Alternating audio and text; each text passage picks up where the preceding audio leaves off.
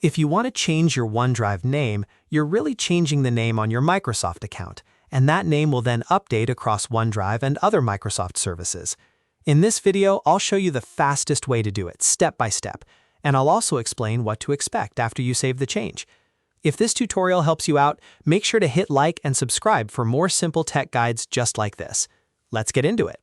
First, open your browser and go to account.microsoft.com.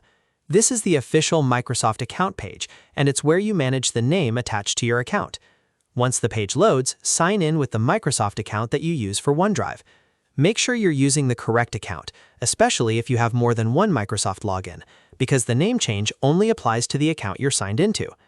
After you sign in, look for the section called Your Info.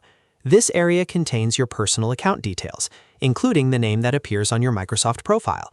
Click on Your Info to open the account settings related to your identity and profile information. Now, inside Your Info, look for the option that says Edit Name. This is the button you need to change the display name on your Microsoft account. Click Edit Name, and a form should appear where you can enter your updated first name and last name. Type in your new first name and your new last name carefully. Double-check the spelling before moving on, because this is the name that may appear across OneDrive, Outlook, Microsoft Services, and anywhere else your Microsoft profile is used.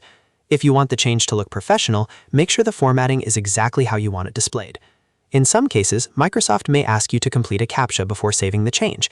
This is just a security step to confirm that you're a real user and not an automated bot. If you see the Captcha, complete it as instructed on the screen. Once everything looks correct, click Save. This confirms your new Microsoft account name and applies the update to your profile. After you save it, Microsoft will begin syncing that change across OneDrive and the rest of your account services.